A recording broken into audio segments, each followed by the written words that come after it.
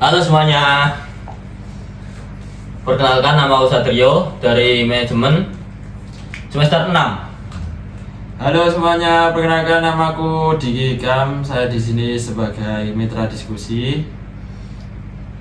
Nah, di dalam forum ini saya akan sedikit membahas mengenai keputusan yang saya ambil di kesempatan selanjutnya, atau bisa dibilang 1 sampai 3 tahun ke depan.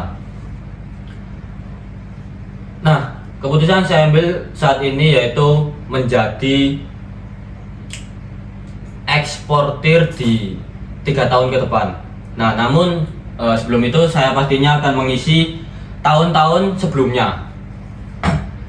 Nah, saya akan bekerja terlebih dahulu sebelum menjadi eksportir. Nah, topik yang saya ambil yaitu menjadi ekspor beras. Alasan saya memilih topik ini karena saya berasal dari keluarga petani beras, dan di daerah saya juga kebanyakan masyarakatnya itu petani, yakni petani beras. Namun beberapa petani itu saya rasa belum puas dengan hasil penjualannya di tengkulak, yang mana harga aslinya itu kisaran di pokoknya itu jauh dari harga yang ditetapkan sama tengkulak, yaitu harga yang ditetapkan oleh tengkulak itu per kilonya 7.500 per kilo. Padahal jika dipasarkan lebih luas nilainya bisa lebih tinggi. Dari kondisi tersebut muncul keinginan saya untuk membangun bisnis ekspor beras agar petani bisa memperoleh harga yang lebih baik, dan saya juga bisa memanfaatkan ilmu yang saya dapat di perkuliahan. Nah, ini saya membuat 3 alternatif keputusan. Alternatif yang pertama, yakni langsung membangun bisnis setelah lulus, atau bekerja terlebih dahulu atau bekerja terlebih dahulu di perusahaan agribisnis atau ekspor impor.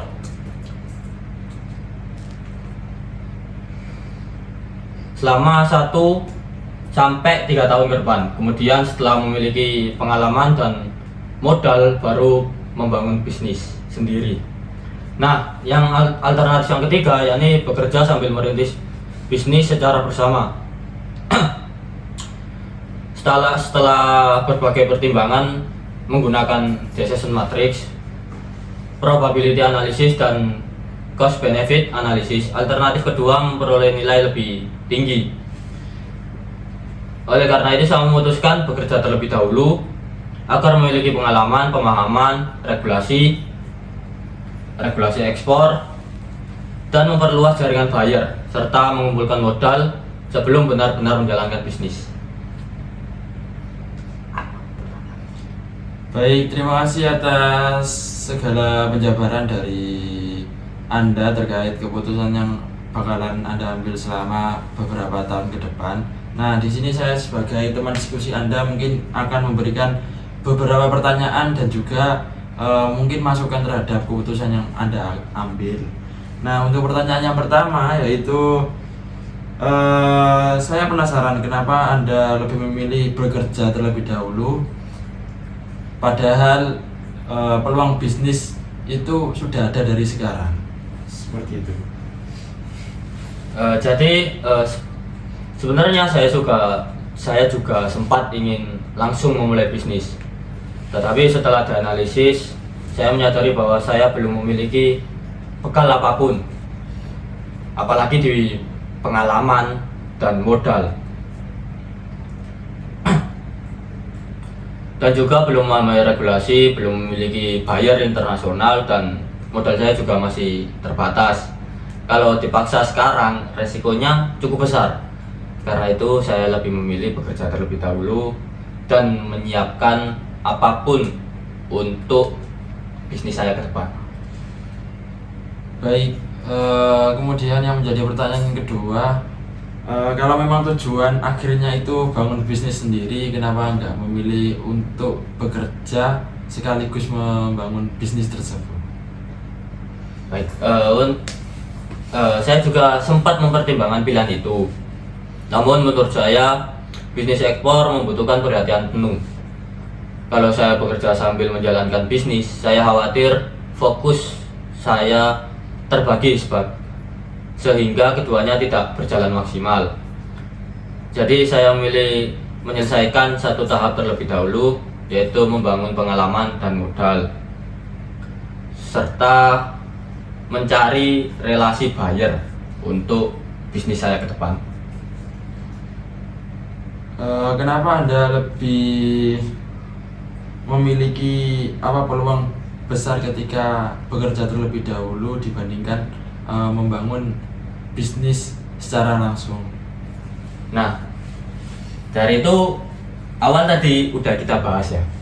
Nah, kenapa saya memilih pilihan yang kedua, yakni bekerja terlebih dahulu.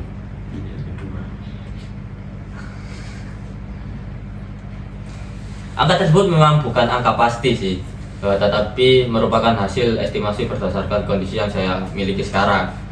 Dengan bekerja terlebih dahulu, saya bisa memperoleh pengalaman kerja, memahami proses ekspor, membangun relasi bisnis, dan mengumpulkan modal. Semua faktor itu membuat peluang keberhasilan menjadi lebih besar dibanding langsung memulai usaha. Bagaimana jikalau setelah Anda bekerja selama beberapa tahun itu kemudian Anda lebih nyaman menjadi seorang karyawan dan tidak berkeinginan untuk menjadi seorang pembisnis? Nah, itu sebenarnya sifat kenyamanan semua orang, apalagi pas udah punya penghasilan sendiri. Namun saya sudah membulatkan tekad saya. Karena itu saya membuat target yang jelas. Saya menetapkan maksimal 3 tahun untuk bekerja. Selama periode tersebut saya akan mengisi sebagai penghasilan modal, mengikuti pameran ekspor, memperluas jaringan, dan tetap menjalin komunikasi dengan kelompok tani di daerah saya. Jadi tujuan utama saya tetap membangun bisnis sendiri. Nah, kalau kita berbicara mengenai ekspor impor, ini tentunya kan terkait regulasi memanglah ketat. Nah, bagaimana suatu saat ketika kondisi ekonomi itu berubah atau peraturan ekspor impor itu semakin ketat, apakah Anda tetap akan menjalankan bisnis tersebut dan bagaimana mungkin cara Anda menghadapi situasi? Oke. Dari permasalahan itu ya, saya udah membuat plan kedua. Kalau semisal di antara ekspor itu sulit, saya sudah mempertimbangkan hal itu. Jadi kalau misal kondisi ekspor sedang tidak memungkinkan, saya bisa mulai dari pasar domestik terlebih dahulu, yakni di pasar-pasar lokal di Indonesia sendiri, sambil menunggu kondisi selanjutnya yang bisa memungkinkan saya bisa lanjut ekspor kembali. Yang penting perusahaan saya tetap berjalan. Nah, tadi kan Anda sudah menjelaskan untuk memutuskan salah satu dari keputusan Anda. Kira-kira apa kelemahan dari keputusan yang Anda ambil tersebut? Nah, menurut saya untuk kelemahan terbesar dari keputusan ini adalah impian saya harus tertunda beberapa tahun. Namun saya menganggap penundaan tersebut sebagai investasi. Saya lebih memilih mempersiapkan bisnis dengan matang daripada terburu-buru memiliki resiko kegagalan yang besar. Karena sejatinya manusia tidak ingin gagal. Sialan. Nah, untuk pertanyaan terakhir mungkin kalau kita korelasikan dengan teori pengambilan keputusan, kira-kira apa yang paling berpengaruh sampai akhirnya Anda mengambil keputusan tersebut? Nah, teori yang paling membantu saya adalah decision matrix karena saya bisa membandingkan setiap alternatif secara objektif. Sebenarnya saya terbantu dengan beberapa teori. Nah, yang kedua yaitu menggunakan probability analysis untuk memperkirakan peluang keberhasilan setiap pilihan. Serta saya juga menggunakan cost benefit analysis agar bisa membandingkan manfaat dan resiko dari setiap alternatif sebelum saya mengambil keputusan. Jadi keputusan yang saya ambil bukan hanya berdasarkan keinginan pribadi, tetapi juga berdasarkan analisis dari berbagai analisis tersebut.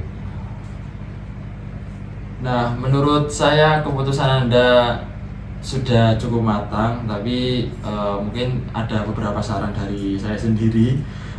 Kalau boleh memberi saran, ketika Anda bekerja jangan hanya fokus mengumpulkan modal, tetapi juga mulai membangun personal branding, membangun networking, dan juga mengenalkan produk Anda kepada masyarakat.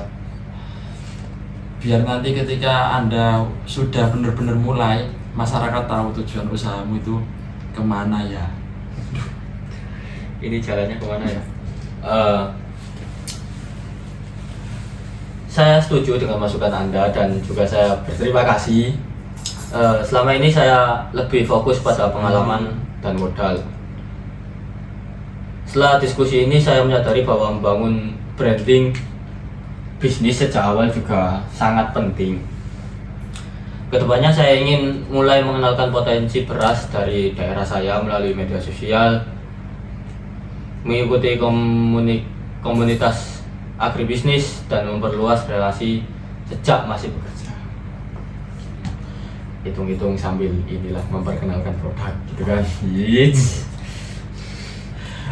Setelah mendengarkan banyak penjelasan dari Anda, saya rasa di sini keputusan Anda tidak hanya keputusan secara keinginan saja, tetapi didasarkan pada analisis dan juga peluang yang akan tercipta di masa yang akan datang. Semoga apa yang sudah Anda susun ke depan akan terwujud dan memberikan manfaat bagi para petani di daerah dan juga bagi diri Anda pribadi. Oke, terima kasih Mas untuk masukannya dan senang bisa berdialog dengan Anda. Sama-sama.